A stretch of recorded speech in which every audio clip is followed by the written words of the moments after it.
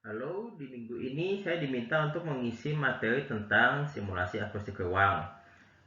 Pada bagian ini, saya akan memberikan sedikit pengantar supaya kalian memiliki dasar untuk melakukan simulasi akustik ruang.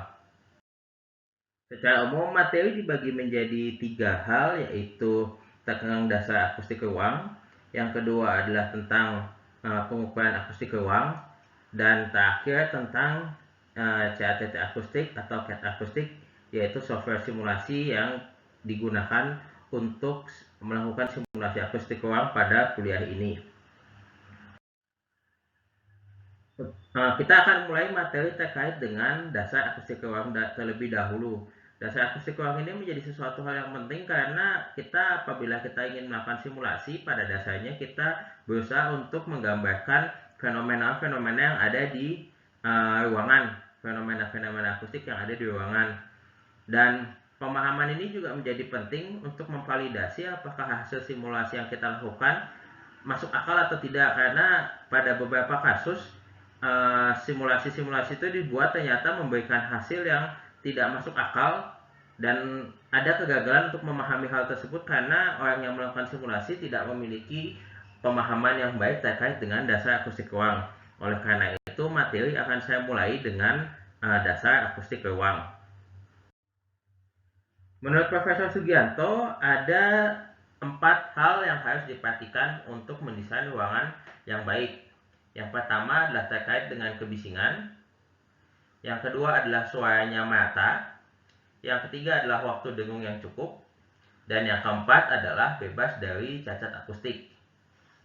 Untuk kebisingan yang rendah, kebisingan ini bisa berasal dari 2 aspek. Bisa berasal dari luar ruangan, bisa berasal dari dalam ruangan.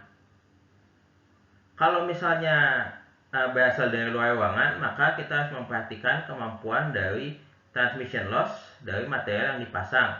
Sementara kalau di dalam ruangan, kita mau tidak mau harus mengurangi kebisingan dari sumber suara yang kita identifikasi di dalam ruangan. Jadi ini parameternya terkait dengan sumber suara atau source. Ada beberapa persyaratan yang harus diacu untuk kondisi akustik ruang, dan pada dasarnya standar itu berbeda-beda tergantung aktivitas yang dilakukan di ruangan. Lalu syarat ruangan dengan akustik ruangan yang baik yang kedua adalah suara yang merata. Suara yang merata ini dimaksudkan supaya dimanapun orang duduk atau orang mendengarkan suara di dalam tersebut, dia mendapatkan energi suara yang cukup. Jadi kata kuncinya adalah cukup suaranya di semua area. Ini hal yang harus diperhatikan, dan seringkali untuk meratakan suara itu bisa dengan 2 cara, yaitu pertama kita coba optimalisasi si ruangannya dulu. Jadi kita optimalisasi pantulan di dalam ruangan. Tapi harus diingat juga gitu, karena apabila kita mengoptimalisasi pantulan yang di dalam ruangan, jangan sampai suaranya merata di dalam ruangan tapi waktu dengungnya menjadi berlebihan, karena nanti akan mempengaruhi kejelasan suara. Jadi kita juga harus memperhatikan si ini pantulan ini, kita juga harus memperhatikan si kejelasan suaranya. Apabila ternyata ruangan yang kita desain ternyata tidak kalau misalnya kita lakukan penambahan material yang memantul di ruangan dan ternyata kejelasan suaranya menurun secara drastis sehingga tidak dapat diterima atau waktu dengungnya menjadi terlalu panjang, maka salah satu hal yang dapat kita lakukan adalah menggunakan sistem tata suara atau sound reinforcement system.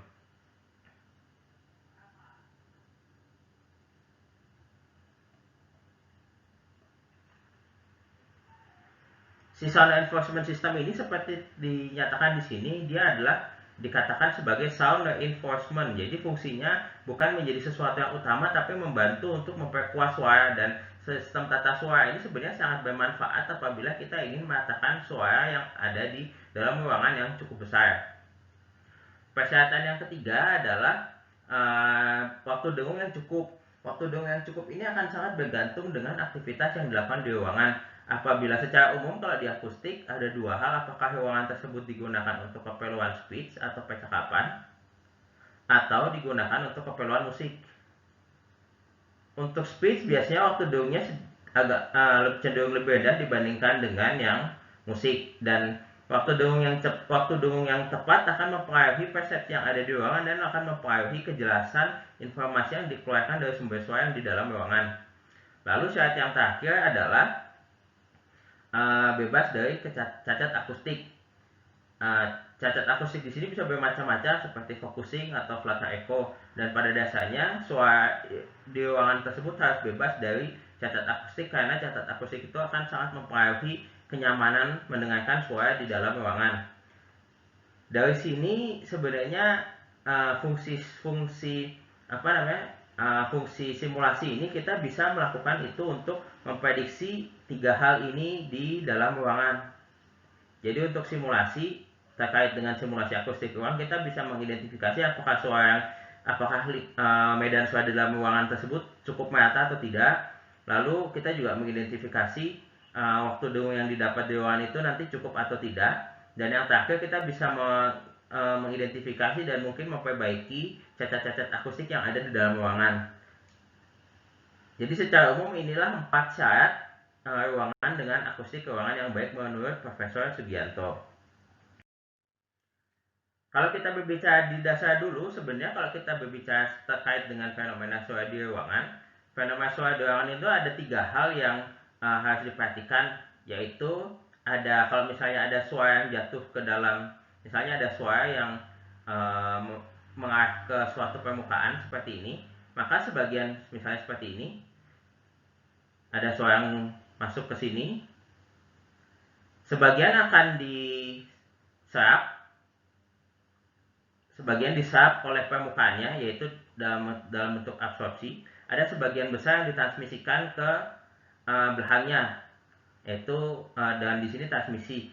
Untuk akustik ruang kita akan lebih banyak membahas tentang perbandingan suara yang dipantulkan dan diserap oleh sebuah permukaan. Sementara untuk yang aspek transmisi atau pantulan ini akan sangat mempengaruhi terkait dengan kebisingan di dalam ruangan tersebut. Jadi misalnya apabila terjadi kebisingan di dalam ruangan dari ruangan sebelah, itu berarti ada transmisi kebisingan suara dari ruangan sebelah melalui sebuah material dan kita harus meningkatkan transmisi suaranya.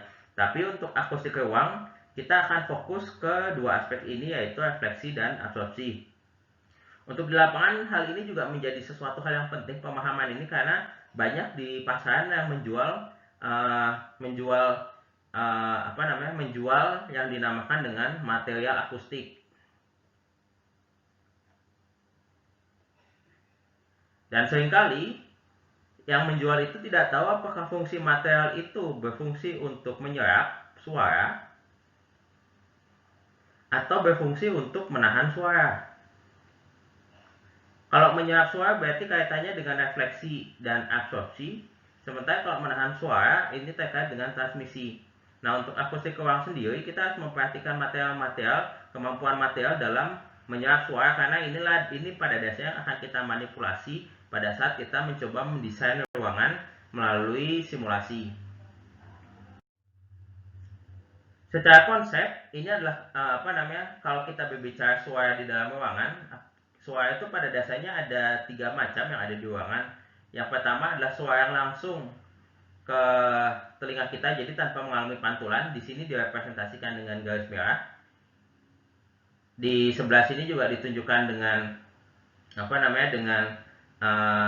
titik merah ini, yang menunjukkan di sini terlihat bahwa energi dari suara langsung ini memiliki energi yang paling besar, karena kalau dilihat di sini dia langsung menghadap ke pendengarnya, suaranya langsung ke pendengarnya. Lalu kemudian ada suara yang memantul di dinding sebanyak 1 kali, atau ke ceiling, ke lantai 1 kali, atau ke lantai 1 kali. Nah, ini yang disebut dengan suara pantulan pertama. Suara pantulan pertama ini adalah suara yang membawa juga banyak informasi terkait dengan misalnya percakapan atau suara musik. Nah, sisanya pantulan-pantulan, baik pantulan kedua, pantulan ketiga, dan seterusnya yang digambar ini direpresentasikan dengan warna coklat, inilah yang disebut dengan dengung, atau dengan kata lain terminologi yang biasa digunakan adalah reverberation atau Si dengung ini menggambarkan pantulan-pantulan suara yang ada di dalam ruangan, dan fenomenanya adalah karena si setiap kali memantul ini tidak semua energinya dipantulkan, jadi ada sebagian energi yang diserap. Dan di sini terlihat bahwa apabila semakin banyak eh, semakin banyak bidang yang dipantulkan, maka energi suaranya juga akan semakin kecil seiring dengan waktu sampai akhirnya hilang. Dan pada dasarnya kalau kita berbicara tentang akustik ruang, inilah yang kita kendalikan. Jadi kita pada dasarnya mencoba mengendalikan 3 aspek, yaitu suara langsung, suara pantulan pertama, dan suara dengung di belakangnya. Suara dengung ini akan memberikan informasi misalnya apakah ruangannya terasa besar atau kecil gitu. Sementara kalau si suara langsung dan suara pantulan pertama lebih banyak memberikan informasi yang ada di dalam sumber suaranya, misalnya kejelasan suara ucap atau percakapan, atau kejelasan suara musik yang bisa didengarkan. Dan inilah pada dasarnya kalau kita bicara akustik ruang, ya ini saja yang kita harus perhatikan, bagaimana kita mengendalikan suara langsung, dan suara pantulan yang ada di dalam ruangan. Itu tadi secara umum konsep tentang akustik ruang. Nah, sekarang kita akan masuk ke materi terkait dengan pengukuran akustik ruang. Untuk pengukuran akustik ruang sendiri sebenarnya materinya ada 2, yang terkait dengan kebisingan dan kemerataan suara, dan satu lagi terkait dengan respon impuls dari ruangan. Nah, sekarang di awal kita akan membahas dulu terkait dengan kebisingan dan kemerataan suara. Pada dasarnya kalau kita berbicara tentang energi suara di dalam ruangan, ada 3 aspek yang harus diukur. Yang pertama adalah kebisingan di dalam ruangan. Kebisingan ini bisa disebabkan oleh sumber bising yang berada di dalam ruangan atau di luar ruangan.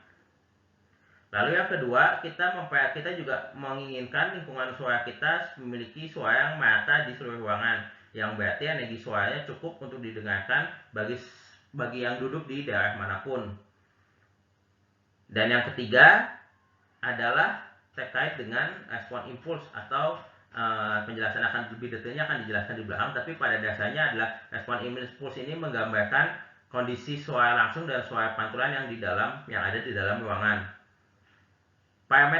Ketiga parameter ini nilai standarnya beda untuk ruangan dengan fungsi yang berbeda-beda. Misalnya untuk ruangan dengan kebutuhan musik, persyaratan untuk kebisingan ruangannya berbeda dengan ruangan untuk kebutuhan speech.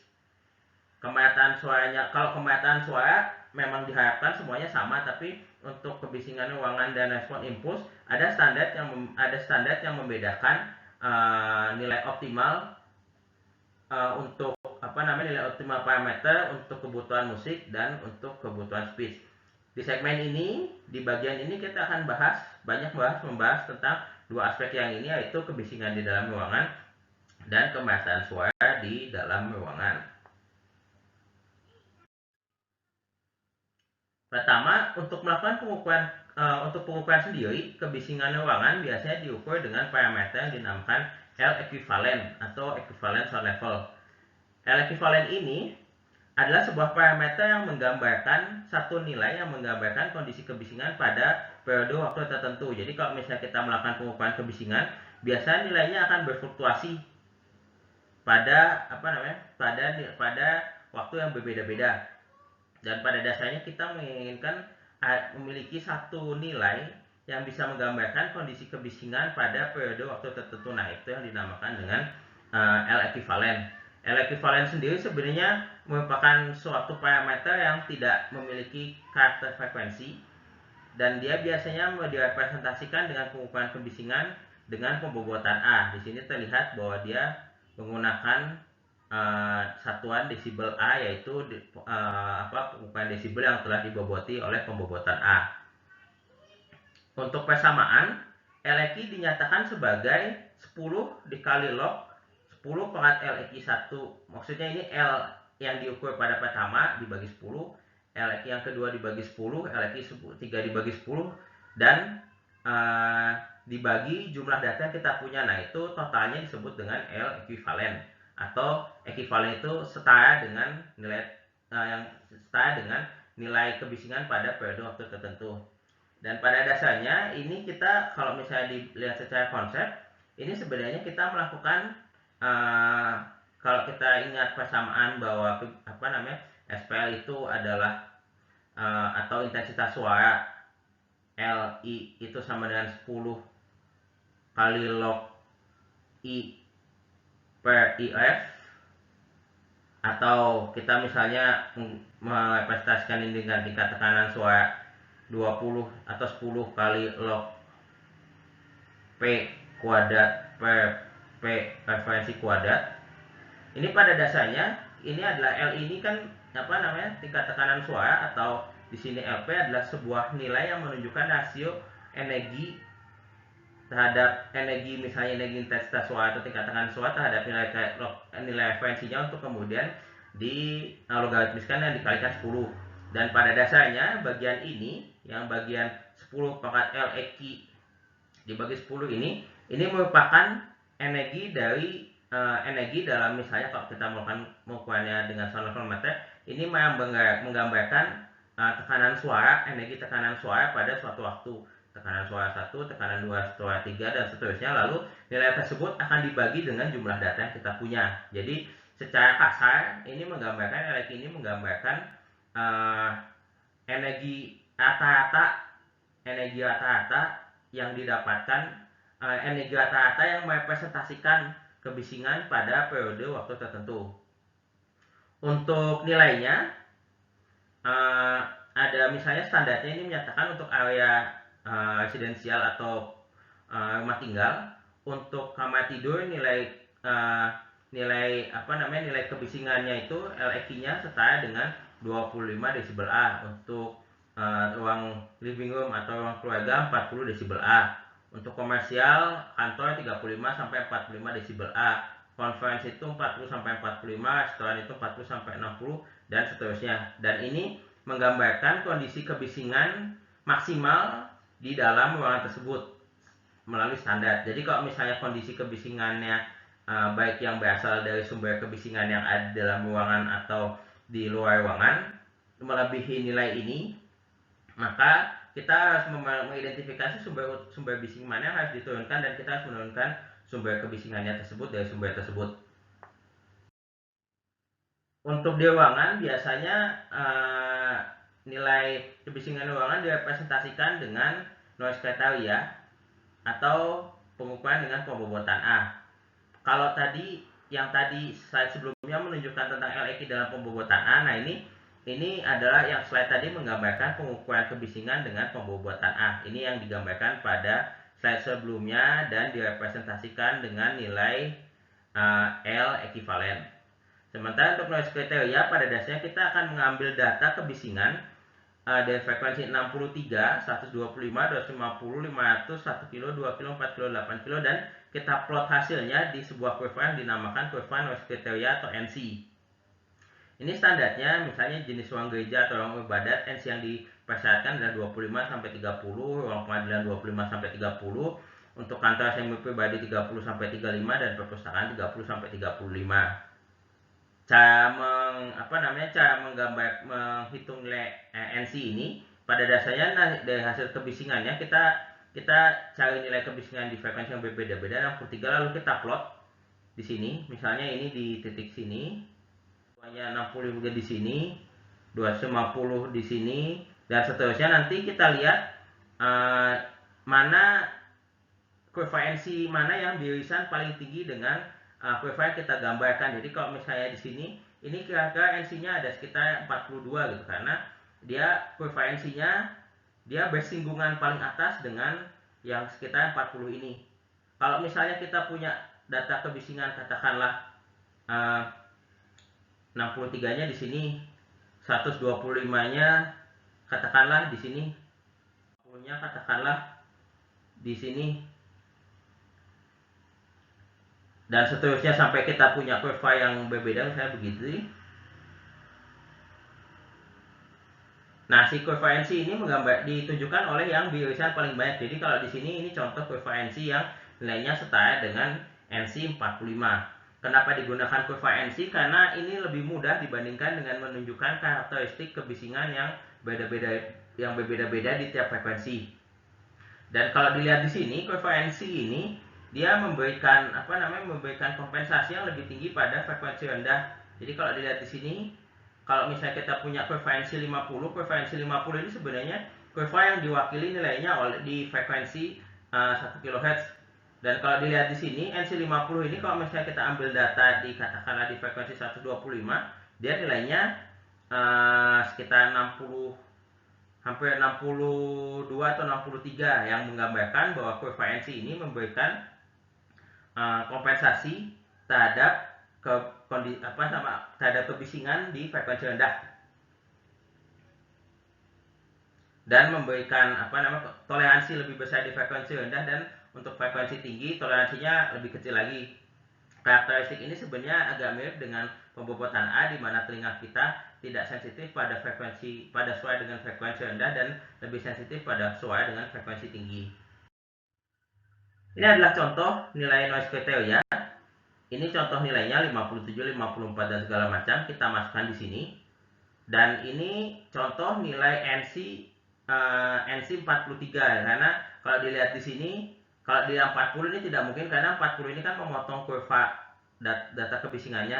Yang kira-kira bersinggungan di bagian atasnya itu adalah kurva NC sekitar NC 43. Ini NC 40, ini 45, dan dia di antara 40 dan 45. Jadi kira-kira NC-nya ini NC 43. Aspek yang kedua yang harus diperhatikan adalah kemerataan suara di dalam ruangan. Kita harus menciptakan sebuah lingkungan di mana suaranya rata di seluruh bagian. Ini adalah contoh hasil pengukuran di lapangan. Kita punya sumber suara di titik tengah sini.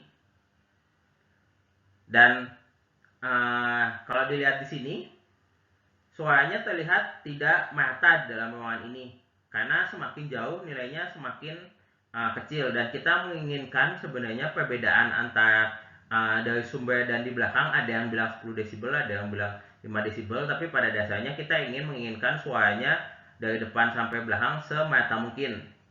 Metodenya ada dua. Yang pertama adalah memanipulasi permukaan ruangan dengan menambahkan bidang pantulan. Jadi kalau yang permukaan ruangan ini kita tambahkan pantulan ya.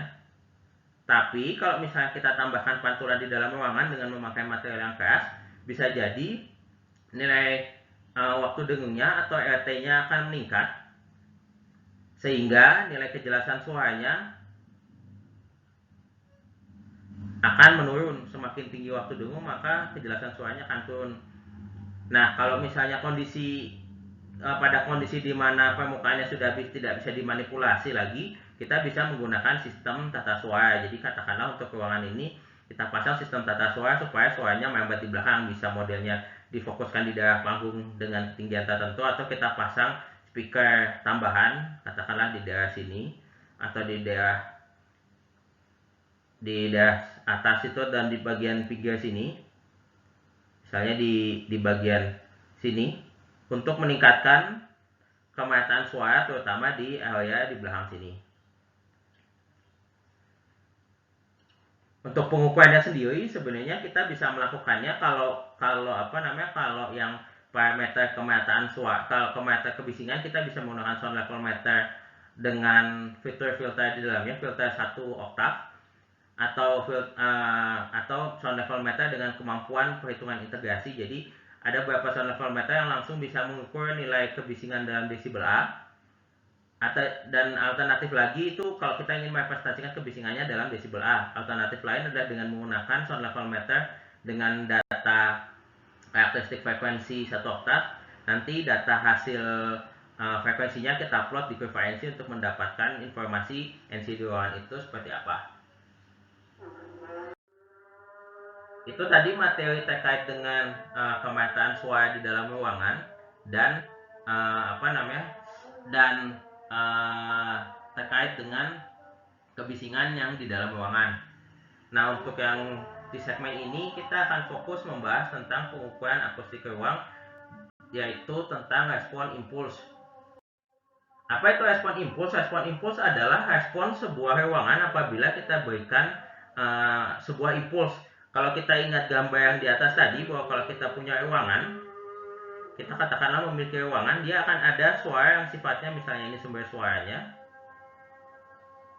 ini si penerimanya, dia akan ada suara yang langsung, ada suara yang memantul sekali dan akan ada suara yang memantul berkali-kali sampai di dalam ruangannya. Nah, inilah sebenarnya yang akan kita ambil datanya. Caranya adalah dengan mengenerate sinyal yang berupa impuls di dalamnya. Sinyal berupa impuls ini bisa berupa sebuah ledakan, misalnya contohnya balon yang diledakkan, jadi bisa berupa ledakan, atau bisa juga dengan pendekatan yang tidak langsung, misalnya dengan menggunakan white noise yang tiba-tiba dimatikan, dengan menggunakan white noise, atau dengan menggunakan sinyal yang dinamakan dengan sine sweep. Kalau white noise itu kalau misalnya dia seperti suara TV yang tidak ada cahaya, jadi nah itu white noise. Itu nanti dinyalakan di dalam ruangan oleh speaker yang menggenerate suara ke segala arah atau speaker dodecahedron seperti ditunjukkan di gambar tadi. Lalu pada dasarnya suara rekaman white noise itu kita matikan tiba-tiba dalam ruangan dan kita rekam seluruh pantulan yang ada di dalam ruangan. Nah, untuk si sine sweep pada dasarnya kalau sine sweep ini kita punya sinyal referensi. Jadi sine sweep ini adalah suara impuls sinyal yang kita geser frekuensinya dari frekuensi 20 sampai 20.000. Jadi nanti kita punya kita punya sinyal referensinya yaitu sinyal sine sweep tadi. Lalu kita punya sinyal referensi yang dimainkan di dalam ruang. Nah, pada dasarnya kita dari sinyal referensi dan frekuensi yang di ruangan ini kan akan ada perbedaan. Yang perbedaan itu menggambarkan kondisi pantulan di dalam ruangan. Nah, dari sinyal ini, sinyal referensi di ruangan ini dilakukan proses yang dinamakan dekonvolusi.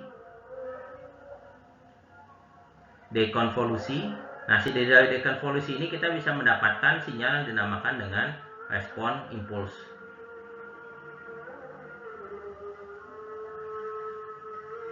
Untuk pengukurannya sendiri sebenarnya kalau sistem biasanya menggunakan sebuah speaker dodecahedron yang bulat ini seperti ditunjukkan pada gambar ini contoh speaker dodecahedron. Dia disambungkan ke sebuah sound card.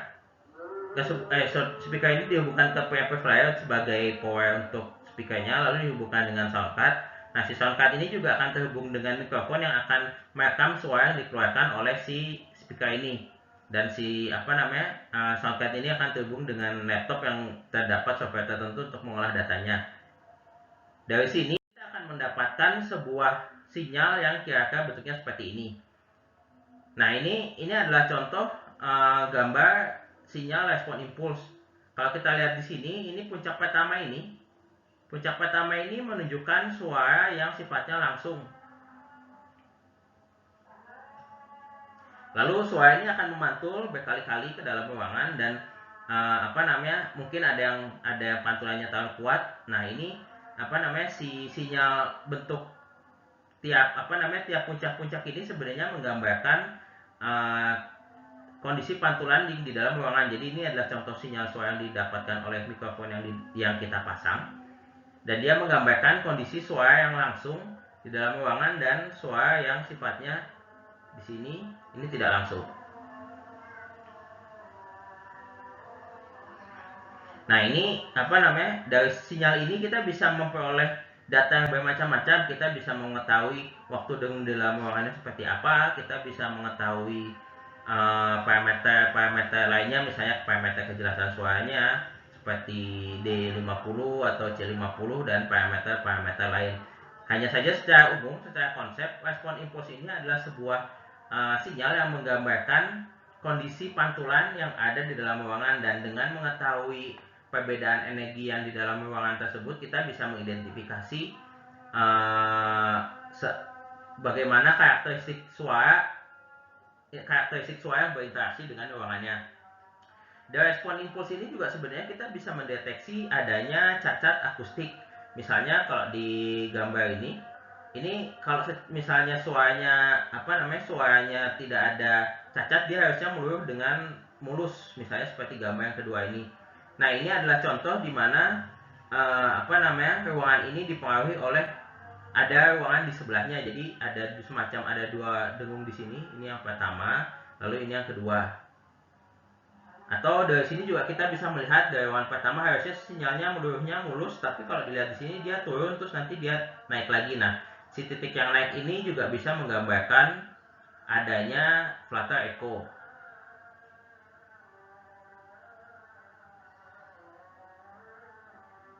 Jadi pada dasarnya dengan mendapatkan data respon impuls ini kita bisa menganalisis mengekstrak informasi yang banyak terkait dengan karakteristik suara yang ada di dalam ruangan. Nah, salah satu parameter yang penting adalah waktu dengung. Waktu dengung adalah waktu yang dibutuhkan suara untuk melakukan peluruhan sebesar 60 desibel. Atau dengan kata lain, itu adalah waktu yang dibutuhkan oleh suara yang terasa keras sampai tidak terdengar setelah kita mematikan sumber suaranya. Secara umum, kalau misalnya digambarkan, waktu dengung adalah waktu yang menggambarkan penurunan energi sebesar 60 desibel. Kalau kita lihat di sini, misalnya kita lihat grafik nilai peluruhan energi yang A. Ini kita lihat untuk mencapai 60 desibel yang sebesar ini, dia membutuhkan waktu yang lebih panjang. Kira-kira kalau dilihat di sini, dia mungkin butuh waktunya sekitar 3 detik. Sementara untuk ruangan yang pertama, dia membutuhkan waktu yang lebih banyak untuk meluruh sebesar 60 desibel. Misalnya di sini ditunjukkan dalam 2 detik. Dan ini adalah sebuah parameter yang sangat penting dan untuk waktu dengung sendiri sempat diistilahkan sebagai the mother of akustik, karena waktu dengung ini adalah sebuah parameter pertama yang digunakan untuk mengidentifikasi karakteristik suara yang ada di dalam ruangan. Waktu dengung sendiri didefinisikan oleh persamaan Sabin oleh 161 V per alfa kali S. Ini persamaan dalam satuan SI. Jadi satuannya dipakai ada satuan standar. Dan kalau dilihat di sini, sebenarnya waktu dengung ini dipengaruhi oleh 2 aspek atau 3 aspek lah. Yang pertama adalah volume ruangan.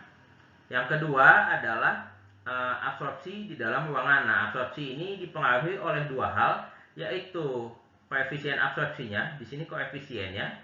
Yang kedua adalah luasan dari di mana material itu dipasang. Jadi bisa saja kalau misalnya kita punya koefisien material dengan koefisien absorpsi tertinggi tapi luasannya kurang luas, bisa jadi efeknya ke waktu dengung juga tidak banyak. Jadi memang secara umum ada 2 hal yang mempengaruhi, yaitu adalah volume ruangan. Semakin besar volume ruangan, maka waktu dengung akan semakin tinggi. Lalu yang kedua adalah absorpsi dari permukaan di dalam ruangan. Ini hal-hal ini yang harus diperhatikan. Nah, pada kondisi ini sebenarnya kalau di kondisi di lapangan sulit sekali melakukan pengukuran terhadap waktu dengung dengan pendekatan penurunan 60 desibel. Yang pertama adalah karena lingkungannya yang bising. Dapat dibayangkan kalau misalnya kita punya lingkungan di mana kondisi kebisingan lingkungannya katakanlah sekitar 50 desibel, maka untuk mendapatkan perbedaan energi sampai 60 desibel, kita harus mengenerate suara atau menghasilkan suara sebesar 110 desibel. Dan ini adalah nilai yang sangat tinggi sekali, diperlukan power suara yang tinggi sekali, dan bahkan untuk pengukurannya sendiri bisa menjadi tidak aman. Maka pendekatannya kita menggunakan beberapa parameter seperti waktu dengung T30, T20, dan EDT atau Early Decay Time. EDT ini pada dasarnya dia mengambil data penurunan sebesar 10 desibel digambarkan oleh kurva yang ini, digambarkan oleh data yang hijau ini. Kemudian data nilainya diekstrapolasi dikalikan 6. Jadi 6 dikalikan dengan A, kita mendapatkan ET60. Pendekatan yang lain digunakan T20, yaitu perbedaan sebesar 20 desibel. Kalau di sini digambarkan oleh daerah yang giga ini. Ini kita mengambil data dari misalnya di sini 3B ini dari minus 5 sampai minus 25. Nah, ini adalah waktu dengung yang disebut dengan T20. Nanti datanya dikalikan 3 deh untuk mendapatkan nilai T60. Atau menggunakan T30, yaitu kita mencari peluruhan sebesar 30 desibel. Kalau di contoh ini dari minus 5 sampai minus 35, untuk kemudian datanya dikalikan nilainya dikalikan 2 dan kita akan mendapatkan waktu dengung. Pendekatan ini digunakan berbeda-beda tergantung dengan kondisi ruangannya. Untuk kondisi ruangan yang kebisingannya rendah, kita bisa menggunakan parameter T30 misalnya. Atau untuk kondisi kebisingan, untuk ruangan dengan kondisi kebisingan tinggi, kita bisa menggunakan nilai early decay time. Dan nanti di lapangan memang akan ada suatu pendekatan kapan kita menggunakan EDT, T20, dan T30. Untuk simulasi, ketiga parameter ini biasanya dikeluarkan juga. Seperti dijelaskan tadi bahwa waktu dengung dipengaruhi oleh dua hal besar. Yang pertama adalah volume ruangan, yang kedua adalah pantulan dari penyerapan suara dari permukaan yang ada di dalam ruangan. Ini direpresentasikan dengan alfa rata-rata dikalikan dengan luas permukaan. Nah, alfa rata-rata ini pada dasarnya merupakan penjumlahan dari seluruh absorpsi di seluruh permukaannya. Jadi kalau dilihat di sini kita punya permukaan 1 dikalikan dengan koefisien absorpsinya. Kita punya permukaan 2 dikalikan dengan koefisien absorpsinya dan sampai semuanya lalu dibagi dengan jumlah total luas permukaan yang ada di dalam ruangan itu. Nah, ini kita mendapatkan nilai absorpsi rata-rata di dalam ruangan. Ini adalah contoh waktu dengung dan kejelasan bagaimana sampel suaranya. Di sini di video ini mungkin tidak akan jelas terdengar karena karena mungkin rekamannya tidak kurang bagus. Ini contoh suara. Many factors influence speech intelligibility. Ini adalah contoh yang waktu dengungnya lebih panjang. Many factors influence speech intelligibility. Ini untuk musik.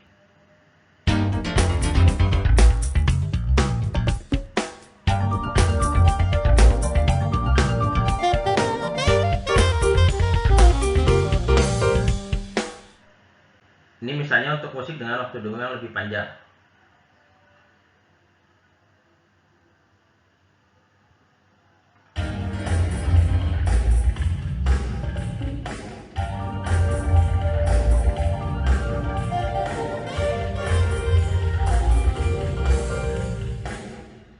Jadi pada dasarnya semakin panjang waktu dengungnya, untuk speed kejelasan suaranya juga akan menurun. Sama halnya dengan musik, tapi untuk musik kita sebenarnya butuh waktu dengung tertentu untuk menciptakan kondisi yang live. Jadi memang makanya ada sedikit perbedaan standar antara kebisingan antara waktu dengung standar untuk kebutuhan musik dan untuk kebutuhan percakapan. Many factors influence speech intelligibility. Many factors influence speech intelligibility. Ini contoh yang berbeda-beda. Many factors influence speech intelligibility. Many factors influence speech intelligibility.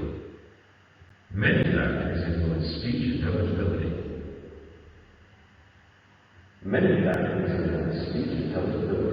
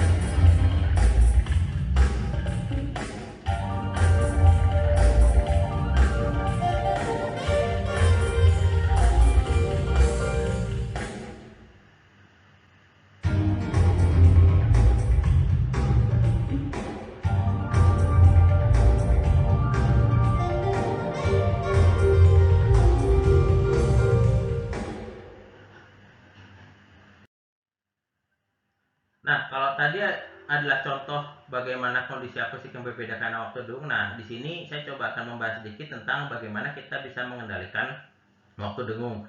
Ada beberapa bangunan di mana waktu dengungnya dikendalikan supaya dia bisa digunakan untuk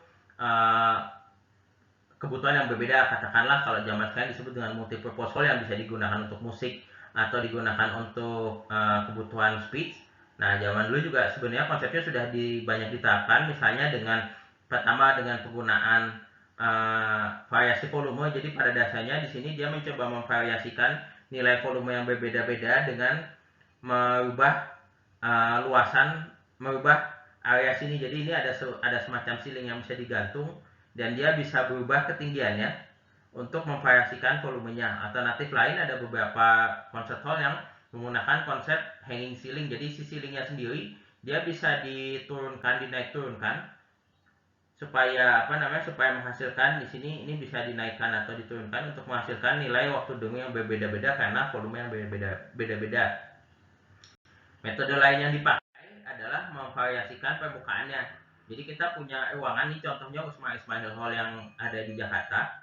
Ini kalau kita lihat dia punya dua permukaan, yang ini adalah permukaan yang keras nih, yang saya tandai ini. Dan pada satu waktu si permukaan ini juga dia bisa ditutup untuk menghasilkan waktu dengung yang lebih rendah. Jadi di sini dia punya dua mode. Yang pertama adalah mode untuk concert hall, di mana tirainya sebagai penyesuaiannya dibuka, dan dia punya mode sebagai untuk kebutuhan bioskop, di mana dia membutuhkan kejelasan suara yang lebih tinggi dengan cara menutup tirai seluruhnya. Dan ini adalah contoh bagaimana kita bisa mengendalikan waktu dengung di dalam ruangan dengan melakukan variasi dari permukaan yang ada di dalam ruangan. Untuk standar, nilai waktu dengung standar itu dia diacu berdasarkan nilai volume ruangan yang ada. Jadi kalau misalnya dilihat di sini, untuk mencari nilai waktu dengung yang sesuai standar, pertama kita harus mengetahui volume ruangannya seperti apa. Katakanlah kita punya ruangan luasannya 1000 meter kubik. Nah, untuk kebutuhan speech, nilai waktu dengung yang diperlukan ada dari sini yaitu sekitar 0,9. Untuk kebutuhan musik, misalnya di sini nih, ini 0,9. Sementara untuk kebutuhan musik, dia waktu dengung yang dipersyaratkan di 1,4. Ini untuk speech, untuk volume 1000 meter kubik. Dan nanti nilai ini kita kompensasi untuk frekuensi lainnya. Jadi grafik ini hanya menunjukkan karakteristik frekuensi di 1 kHz. Jadi untuk mengetahui nilai waktu dengung optimal di yang lain, kita perlu melakukan kompensasi terhadap frekuensi lainnya dengan menggunakan grafik ini. Jadi kalau misalnya dilihat di sini, nilai waktu dengung ini dia bisa bervariasi dengan cara mengalihkan nilai yang kita dapatkan. Katakanlah kalau di sini kita dapat nilai waktu dengung untuk speech kita 0,9, maka nilai batas bawah di frekuensi 1 kilonya adalah 0,9 dikalikan 0,8. Ini yang di batas bawahnya sini. Lalu 0,9 dikalikan 1,2. Untuk speech atasnya sama dikalikan 1,2. Jadi kita punya range atas nilai waktu dengung yang dikalikan 1,2.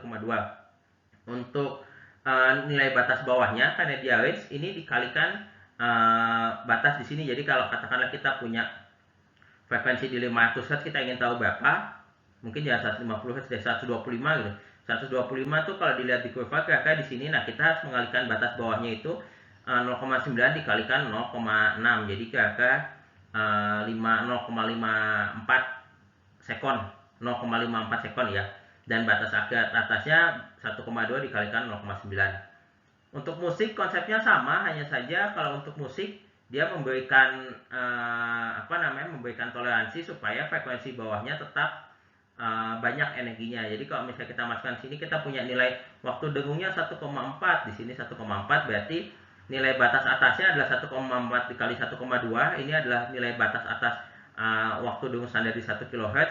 Nilai batas bawahnya dikalikan 0,8. Untuk frekuensi yang lebih rendah, kita bisa melihat di sini, katakanlah 125, berarti dikalikan batas bawahnya dikalikan 1, batas atasnya dikalikan sekitar 1,5.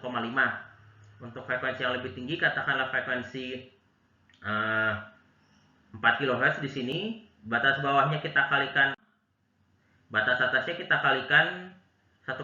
Nah, ini menggambarkan suatu nilai waktu dengung pada frekuensi yang berbeda-beda. Ada parameter lain yang kita bisa dapat untuk mengevaluasi kondisi akustik ruang. Misalnya D50 yang menjelaskan tentang, ini definition maksudnya. yang menggambarkan kejelasan suara ucap. Digambarkan sebagai rasio energi dari 0 sampai 50 milidetik pertama dan dibandingkan dengan energi dari 0 sampai tak hingga. Dan dipersyaratkan untuk speech nilai nilai D50-nya ada di atas 50%. Ada parameter lain yang dinamakan dengan clarity. Ini clarity. Clarity ini ada dua macam, ada C80 yang digunakan untuk ruangan percakapan atau speech. Ada juga yang D80 untuk kebutuhan musik. Pada dasarnya, C50 ini adalah rasio energi dalam skala logaritmis yang membandingkan, untuk ini contoh C50, membandingkan energi dari 0 sampai 50 milidetik dan membandingkan energi dari 50 milidetik sampai ke tak hingga. Lalu dibuat menjadi skala desibel. Untuk musik nilai C80-nya standarnya di atas 3 desibel, sementara untuk percakapan atau speech nilainya standarnya di atas -2 desibel. Ada lagi parameter yang menggambarkan kondisi banyaknya energi suara frekuensi rendah di dalam ruangannya, yaitu bass ratio. Bass ratio ini menggambarkan banyaknya energi suara frekuensi rendah, kan pada dasarnya diambil berdasarkan nilai waktu dengung atau T20 di frekuensi yang berbeda-beda, ini di 125, di 250, dibagi dengan frekuensi di 500 dan di frekuensi 1000. Nanti kita akan mendapatkan nilai bass ratio kalau nilainya antara 1 sampai 1,3. Ini adalah standar untuk musik, dan nilainya antara 0,9 sampai 1 ini adalah standar bass ratio untuk percakapan. Ada lagi parameter dinamakan dengan strength yang menggambarkan energi suara langsung yang diterima oleh penerima suara pendengar. Dan di sini CG ini kalau kita bicara ada suara langsung, ada suara pantun, menggambarkan berapa banyak energi suara yang langsung didapatkan dari sumber suaranya. Standarnya adalah lebih besar dari 0 desibel pada frekuensi 500 sampai 1 kHz. Ini adalah standar strength atau G, digambarkan dengan G untuk kebutuhan speech.